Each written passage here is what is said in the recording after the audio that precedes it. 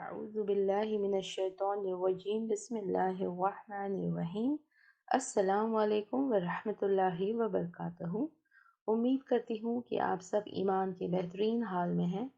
میں لطیفہ شیخ دارالارقم level 1 group 4 کی اسٹوڈنٹ ہوں۔ نشاط شریف اور تسمیہ خان میرے ٹیم لیڈرز ہیں۔ میں میرے اب تک کے قرآن کے سیکھنے کے سفر کو اور قرآن کے علم کی اہمیت کو آپ سب کے ساتھ مختصر سے لفظوں میں بیان کرنا چاہتی ہوں۔ یہ اللہ کی بہت بڑی رحمت ہے کہ اللہ تعالیٰ نے مجھے قرآن سیکھنے کی توفیق دی۔ ھذا من فضل ربی۔ قرآن کا سیکھنا، سمجھنا، اس پر غور و فکر کرنا، تدبر، تفکر اور تذکر کرنا انسان کی روح اور قلب یعنی ہمارے دل کو زندہ اور روشن کرتا ہے۔ قرآن کی سیکھنے کے اب تک کے سفر نے میری روح کو وہ سکینت دی ہے جو میں لفظوں میں بیان نہیں کر سکتی۔ اس احساس کو صرف محسوس کیا جا سکتا ہے، اسی طرح جس طرح سے اللہ کی محبت کو صرف محسوس کیا جا سکتا ہے۔ قرآن کا سیکھنا میری روح کی غذا بن گئی ہے۔ قرآن کے علم کی کیا اہمیت ہے؟ کیوں ہمیں قرآن کا علم حاصل کرنا ہے؟ کیونکہ قرآن اللہ کا کلام ہے۔ قرآن اللہ کی وہ رحمت اور نعمت ہے جو انسان کی رہنمائی کے لیے نازل کی گئی ہے۔ قرآن جینے کا طریقہ ہے۔ اللہ تعالیٰ نے انسان کو اشرف المخلوقات کے خطاب سے نوازا ہے اور وہ یہ امید کرتا ہے کہ ہم دنیا میں اشرف المخلوقات کی طرح زندگی بسر کریں، جس کا علم صرف قرآن دیتا ہے۔ سورہ الانعام میں اللہ تعالیٰ فرماتے ہیں، اور یہ کتاب نازل کی ہم نے جو بابرکت ہے، تو اتباع کرو اس کی اور تقوی اختیار کرو تاکہ تم رحم کیے جاؤ۔ یعنی ہم اللہ تعالیٰ سے کئی بار دعا کرتے ہیں، یا اللہ ہم پر رحم کر، پھر سوچتے ہیں کہ کیوں اللہ کی رحمت نہیں آ رہی ہے، ایسا ہم کیا کر رہے ہیں کہ اللہ کی رحمت ہم پر نہیں آ رہی ہے؟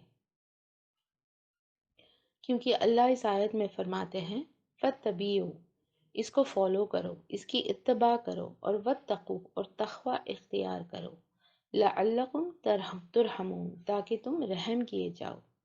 تو اگر ہم چاہتے ہیں کہ اللہ تعالیٰ ہم پر رحم کریں تو ہمیں کیا کرنا چاہیے؟ کیا آپ کو نہیں لگتا کہ ہمیں اس قرآن، اس بہترین کتاب کی ہمیں اتباع کرنی ہے؟ تو آئیے یہ سفر ہم شروع کرتے ہیں قرآن سیکھنے کا، سمجھنے کا، اور قرآن کو اپنی زندگی میں لانے کا اور اپنی پوری زندگی قرآن کے مطابق گزارنے کا۔ میں یہ امید کرتی ہوں آپ سب سے کہ آپ اپنے اس کارواں کو جلد سے جلد شروع کریں گے۔ السلام علیکم ورحمۃ اللہ وبرکاتہ۔ السلام علیکم ورحمۃ اللہ وبرکاتہ۔ میں بنت علی، اسٹوڈنٹ آف دارالارقم اکیڈمی۔ الحمدللہ بہت کچھ سیکھنے کو ملا اللہ تعالیٰ کے اذن سے۔ سورہ بقرہ قرآن کی سب سے لمبی صورت ہے۔ یہ مدنی صورت ہے۔ سٹارٹنگ میں 3 طرح کے لوگوں کا ذکر بتایا جا رہا ہے، جیسے مسلمان، کافر، منافق۔ پھر آیت نمبر 30 میں آدم علیہ السلام کا واقعہ، آدم علیہ السلام کی تخلیق اور پیدائش کا ذکر۔ اللہ تعالیٰ نے فرشتوں کو آدم علیہ السلام کے بارے میں کہا، فرشتوں نے کہا آپ ایسی مخلوق کو بنائیں گے جو زمین میں فساد کرے گی، خون بہائے گی۔ پھر اللہ تعالیٰ نے جواب دیا اللہ وہ جانتا ہے جو فرشتے نہیں جانتے۔ آدم علیہ السلام کو علم دیا گیا، آدم علیہ السلام کو ساری چیزوں کے نام بتائے گئے، فرشتوں کو حکم دیا آدم علیہ السلام کو سجدہ کرو، وہ سجدہ کرے، لیکن ابلیس نے انکار کر دیا۔ آدم علیہ السلام کو زمین میں خلیفہ بنا کر بھیجا۔ آیت نمبر 40 میں بنی اسرائیل کا بتایا جا رہا ہے۔ بنی اسرائیل کا اصل وطن فلسطین تھا۔ یوسف علیہ السلام کی وجہ سے مصر گئے، فرعون نے ان کو غلام بنایا۔ فرعون سے نجات کے لیے اللہ تعالیٰ نے موسیٰ علیہ السلام کو بھیجا، ان کو سمندر پھاڑ کر پار کر دیا، فرعون کو اس میں غرق کر دیا۔ اس کے بعد صحرائے سینا میں ان پر من سلویٰ اتاری، بادلوں کا سایہ کیا، پھر پانی کے 12 چشمے نکلے۔ پھر اللہ تعالیٰ نے ان سے وعدہ لیا تورات پر عمل کرنے کا۔ پھر سے بنی اسرائیل ہیلا سازی کیے، انہیں بندر ذلیل بنایا گیا، عبرت ملی، پھر بھی وہ ناشکرانی نافرمانی کرتے۔ یہ آیات ہمارے لیے بھی ہے، ہمیں بنی اسرائیل کے جیسے نہیں بننا ہے۔ آیت نمبر 16 میں گائے کو ذبح کرنے کا حکم ہوا، وہ پھر سے حجت کرنے لگے، گائے کیسی ہوگی، گائے کا رنگ کیسا ہوگا۔ وہ کیسی دکھتی ہوگی۔ آگے آیت میں اللہ تعالیٰ صاف صاف بتا رہے ہیں جنت اور جہنم کے ساتھی کیسے ہوں گے۔ اللہ تعالیٰ نے ان کے پاس کئی انبیاء بھیجے، وہ لوگ انکار کرتے رہے اور اپنی کتابوں میں تحریف کی۔ پھر جب آپ صلی اللہ علیہ وسلم رسول بنا کر آئے، قرآن کے احکامات سنائے، پھر وہ لوگوں نے انکار کیا اور کتاب کو پیٹھ پیچھے ڈال دیے، یعنی اگنور کیے، جیسے انہیں کچھ پتہ ہی نہیں۔ اللہ تعالیٰ فرماتے ہیں ایمان لانے کے بعد کفر کرو گے، سیدھے راستے سے بھٹک جاؤ گے۔ وآخر دعوانا ان الحمد للہ رب العالمین۔ السلام علیکم ورحمۃ اللہ وبرکاتہ۔ السلام علیکم ورحمۃ اللہ وبرکاتہ۔ میرا نام مہجبین شمیم خان ہے۔ عالم القرآن اس لائف چینجنگ کورس، پہلے میں نے صرف تفسیر قرآن ہی جوائن کیا تھا، لیکن میرے گروپ لیڈرز کے سمجھانے کے بعد میں نے ٹرانسلیشن بھی جوائن کیا۔ الحمدللہ بہت اچھے سے سمجھ میں آتا ہے جب ہم قرآن پڑھتے ہیں۔ اللہ رب العالمین کا احسان ہے۔ اللہ رب العالمین نے جز 1 to 5 میں بہت سارے احکام بتائے ہیں، جیسے کہ جز 2 میں قبلے کے بارے میں، روزوں کے بارے میں، حج کے بارے میں، خمر کے بارے میں، نکاح اور طلاق کے بارے میں اور داؤد علیہ السلام کے بارے میں بتایا۔ قبلے کے بارے میں محمد صلی اللہ علیہ وسلم کے دل میں خواہش ہوتی ہے کہ خانہ کعبہ قبلہ ہو، کیونکہ پہلا قبلہ بیت المقدس تھا۔ بیت المقدس یروشلم میں ہے۔ ہجرت کے 16 مہینے بعد خانہ کعبہ کی طرف رخ کر کے نماز پڑھنے کا حکم آیا۔ روزہ ہم پر فرض ہے، جیسے کہ پہلے کی امت پہ بھی فرض تھا۔ روزہ ہمارے نفسوں کا تزکیہ کرتا ہے۔ حج کے 3 طریقے ہیں، حج تمتع، حج قران اور حج افراد۔ حج تمتع اس میں عمرہ، حج، قربانی 2 احرام کے ساتھ ہوں گے۔ حج قران اس میں عمرہ، حج، قربانی 1 احرام کے ساتھ ہوگی۔ حج افراد اونلی حج۔ خمر یعنی شراب۔ صلی اللہ علیہ وسلم نے فرمایا ہر نشے ور چیز حرام ہے، چاہے وہ کسی بھی برانڈ کی ہو، کسی بھی نام کی ہو۔ ہر نشہ چڑھنے والی چیز، چاہے وہ ڈرنک کی شکل میں ہو، پاؤڈر کی شکل میں ہو یا اسموک کی شکل میں ہو، وہ حرام ہے۔ نکاح ایک کانٹریکٹ ہے، مرد اور عورت کے درمیان قائم کیا جاتا ہے، اس سے وہ ایک دوسرے پر حلال ہو جاتے ہیں۔ ایسا کانٹریکٹ ہوتا ہے جو اللہ کو گواہ بنا کر ایک دوسرے کے حقوق ادا کرنے کے لیے ہوتے ہیں۔ طلاق، فرض طلاق، طلاق رجعی، یعنی اس میں رجوع کی گنجائش ہوتی ہے، اس کی عدت 3 مہینے ہے۔ سیکنڈ طلاق، طلاق رجعی، اس میں بھی رجوع کی گنجائش ہوتی ہے، اس میں بھی 3 مہینے ہیں عدت کے۔ تھرڈ طلاق، طلاق بائن، اس میں رجوع کی کوئی گنجائش نہیں ہے، مرد اور عورت ایک دوسرے پر حرام ہو جاتے ہیں۔ اللہ تعالیٰ نے داؤد علیہ السلام کو بے انتہائی علم سے نوازا اور ان پر زبور بھی نازل کی۔ ان کے ہاتھوں میں لوہا نرم ہو جاتا تھا اور لوہے سے وہ زرہ بناتے تھے۔ داؤد علیہ السلام بھائیوں میں سب سے چھوٹے تھے، بکریاں چراتے تھے، بہت مضبوط چست بدن کے تھے اور نشانے باز تھے، پتھروں سے نشانہ لگایا کرتے تھے۔ اللہ رب العالمین سے دعا ہے کہ اللہ رب العالمین ہمیں قرآن کو سمجھنے، اس کو پڑھنے، اس پہ عمل کرنے اور دوسروں تک پہنچانے کی توفیق عطا کرے۔ آمین یا رب العالمین۔ السلام علیکم ورحمۃ اللہ وبرکاتہ۔ السلام علیکم ورحمۃ اللہ وبرکاتہ۔ میں دارالارقام کے اسٹوڈنٹ، میرا نام لئی خنیسہ ہے، میرے ٹیم لیڈر نشاط میم اور تسمیہ میم ہیں۔ الحمدللہ اللہ کے اذن سے 5 جز کمپلیٹ ہوئے، اور میرا ایکسپیرینس یہ رہا کہ جب تک علم عمل میں نہیں آتا فائدہ نہیں دیتا۔ اللہ تعالیٰ ہم کو عمل کرنے والا بنائے۔ اور جز 3 کے کچھ پوائنٹس میں بات کرنا چاہوں گی۔ سرایہ یعنی وہ ملٹری ٹروپس ہوتے ہیں جس میں آپ صلی اللہ علیہ وسلم خود نہیں جاتے۔ غزوہ یعنی وہ ملٹری ٹروپس ہوتے ہیں جس میں آپ صلی اللہ علیہ وسلم خود جاتے ہیں۔ جنگ بدر 2 ہجری 17 رمضان میں ہوئی۔ 313 مسلمانوں کے مقابلے 1000 کفار کا لشکر تھا۔ کافروں کے 70 سردار مارے گئے تھے۔ بہت بڑی شکست ہوئی کفار مکہ کی۔ اللہ تعالیٰ کی مدد آئی 3 طرح سے۔ ہوا کا رخ ایسے تھا کہ مشرک کے آنکھوں میں ریت جا رہی تھی۔ بارش ایسے ہوئی کہ زمین مسلمانوں کے لیے تھم گئی لیکن کفار کے لیے پھسلان ہو گئی۔ فرشتوں سے مدد آئی۔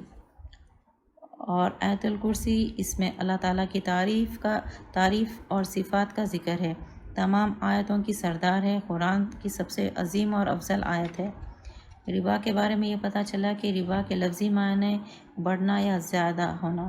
حدیث میں آتا ہے کہ ہر وہ قرض جو نفع کھینچ کر لائے وہ ربا ہے۔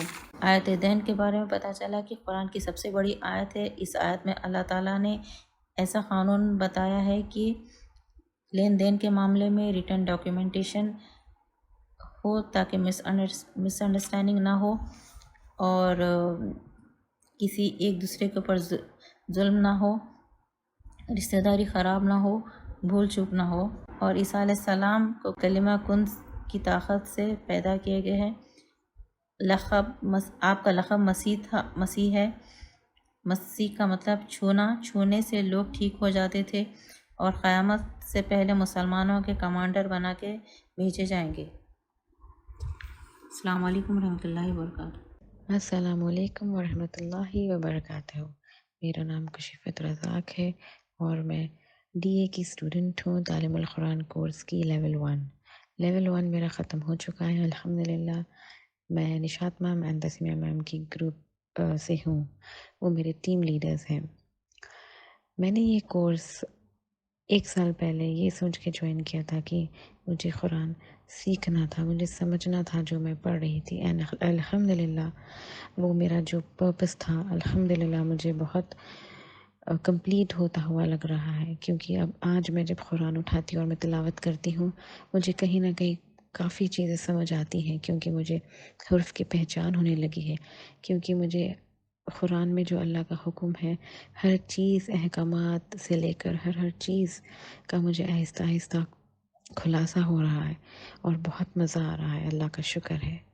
تو آج میں آپ لوگوں سے جز 4 کے بارے میں اپنا ایکسپیرینس جو میں نے سیکھا ہے، جو اللہ کا کلام اللہ نے بتایا ہے وہ بتاؤں گی۔ تو پہلے نیکی کیا ہے؟ نیکی وہ ہے جو انسان اپنی پسندیدہ چیز اللہ کے راہ میں دے دے۔ وہ کچھ بھی ہو سکتی ہے، یہ ضروری نہیں ہے کہ وہ مال ہو۔ انسان کوئی بھی چیز کو محبت ہے اس کو ہوتی ہے، مگر وہ شیئر کرتا ہے پھر بھی صرف اور صرف اللہ کے لیے۔ جنگ احد 3 ہجری میں ہوئی تھی، مسلمان اور مشرکین مکہ کے بیچ میں ہوئی تھی۔ اس جنگ میں عائشہ بنت ابوبکر، سلیم، ایمن اور عمارہ جیسی عورتوں نے بھی پارٹیسپیٹ کیا تھا۔ 70 مسلمان شہید ہوئے اس میں، جس میں انکلوڈ ہے حمزہ رضی اللہ تعالیٰ عنہ، حنظلہ رضی اللہ تعالیٰ عنہ، مصعب بن عمیر رضی اللہ تعالیٰ عنہ۔ جب انسان کو کوئی بھی دشمن سے یا کوئی چیز سے جب بہت خوف ہوتا ہے تو اسے یہ آیات پڑھنی چاہیے، حسبنا اللہ و نعم الوکیل۔ یہ اللہ کی طرف سے ہمیں بہت ہی خوبصورت تحفہ دیا گیا ہے۔ اللہ کافی ہے ہمارے لیے اور کتنا اچھا کارساز ہے۔ یہ دعا ابراہیم علیہ السلام بھی جب نمرود نے آگ میں ان کو ڈالا تھا یہ بار بار پڑھ رہے تھے۔ یہ بہترین دعا ہے ہم سب کے لیے۔ پھر ہے وراثت کے بارے میں مجھے بالکل علم نہیں تھی، اینڈ یہ سیکھنے کے بعد مجھے اتنا ہر چیز کرسٹل کلیئر پتہ چل چکی ہے الحمدللہ۔ تو وراثت کیا ہے؟ انسان کی فوت کے بعد مال کی تقسیم کو تقسیم المیراث کہتے ہیں۔ میت کی ہر چھوٹی بڑی چیز کی تقسیم کی جاتی ہے۔ حقدار وارث اور قریب رشتہ دار ہوتے ہیں۔ وصیت انسان زندگی میں کرتا ہے، وہ اپنے مال کے صرف 1/3 مال میں سے کرتا ہے۔ انسان اس میں جو حقدار ہے وہ وراثت کا حقدار جو نہیں ہو کو چھوڑ کر ہوتے ہیں۔ مرنے سے پہلے وصیت چینج بھی کی جا سکتی ہے۔ جزاک اللہ خیرا۔ السلام علیکم ورحمۃ اللہ وبرکاتہ۔ میں نویدہ تعلیم القرآن لیول 1 کی اسٹوڈنٹ ہوں۔ میرے ٹیم لیڈرز نشاط میم اور تسمیہ میم ہیں۔ الحمدللہ 5 جز کمپلیٹ ہوئے۔ بہت ساری چیزوں کا علم حاصل ہوا، جیسے کہ سورۃ النساء میں سوشل لائف کے احکامات، وراثت کی تقسیم، بیوہ اور یتیموں کے حقوق کے بارے میں معلومات ہوا۔ مجھے ایک بات کا احساس ہوا کہ جب تک ہم قرآن کا علم حاصل نہیں کریں گے ہم عمل کیسے کریں گے؟ ہمارے دلوں میں اللہ کا ڈر اور تقوی کیسے پیدا ہوگا؟ اللہ سے دعا ہے کہ ہم سب کو علم حاصل کرنے والے، عمل کرنے والے اور دوسروں کو پہنچانے والے میں شامل کر دے، آمین۔ السلام علیکم ورحمۃ اللہ وبرکاتہ۔ السلام علیکم ورحمۃ اللہ وبرکاتہ۔ میں عرفہ شیخ، طالب القرآن کی اسٹوڈنٹ۔ اللہ تعالیٰ کا بہت بڑا احسان ہے، گھر بیٹھے ہی اللہ کی کتاب کو آسانی سے سمجھ کر سیکھنے کا موقع مل رہا ہے، الحمدللہ۔ جوز میں اللہ تعالیٰ کے احکامات۔ تیمم کے لفظی معنی ارادہ کرنا ہے۔ تیمم کب کرنا ہے؟ بیمار ہو، جان کی ہلاکت ہو، بیماری بڑھنے کا اندیشہ ہو، پانی نہ ہو، سفر پر ہو۔ تیمم مٹی سے کرنا ہے۔ طریقہ: دونوں ہاتھوں کو پاکیزہ مٹی پر مارے، دونوں ہاتھوں پر پھونک مارے تاکہ ایکسٹرا مٹی نکل جائے۔ دونوں ہاتھوں سے چہرہ مسح کرے، دونوں ہاتھوں پر مسح کرے، بس اتنا ہی ہے۔ یہ پانی اگر نہیں ہو تو تیمم غسل کی جگہ بھی لے گا۔ تیمم کے ساتھ ہر وہ کام کیا جا سکتا ہے جو وضو کے ساتھ کیا جا سکتا ہے، جیسا کہ طواف، نماز، قرآن، سب کچھ۔ قتل 3 ٹائپس کے ہے۔ یہ قتل عمد، قتل خطا، قتل شبہ عمد۔ قتل عمد جان بوجھ کر کسی کا قتل کرنا، اس میں اباشر بھی آئے گا، یہ بہت بڑا گناہ ہے۔ قتل عمد کے لیے جہنم ہے۔ بلڈ منی، وارثوں کے گھر والوں کے اوپر 3 آپشن سے بلڈ منی لینا، قتل کرنا یا معاف کر دینا۔ قتل خطا جو غلطی سے یہ ہو جاتا ہے بنا ارادے کے، یہ جیسا کہ کوئی ایکسیڈنٹ یا فیکٹری میں حادثہ، اس کا کفارہ بھی ہے، دیت بھی ہے۔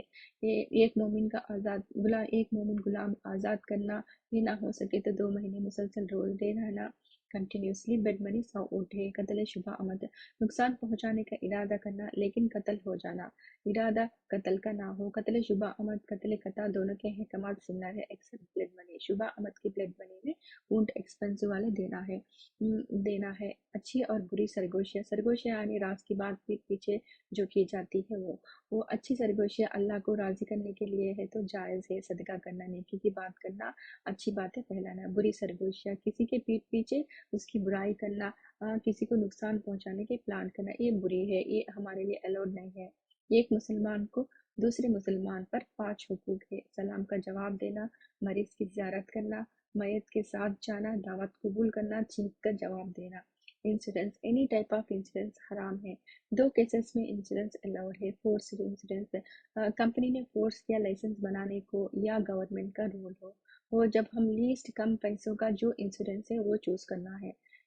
دوسرا، اگر کوئی مجبوری ہے، جیسا کہ کچھ کنٹریز میں ہیلتھ انشورنس کے بنا وہاں نہیں رہ سکتے۔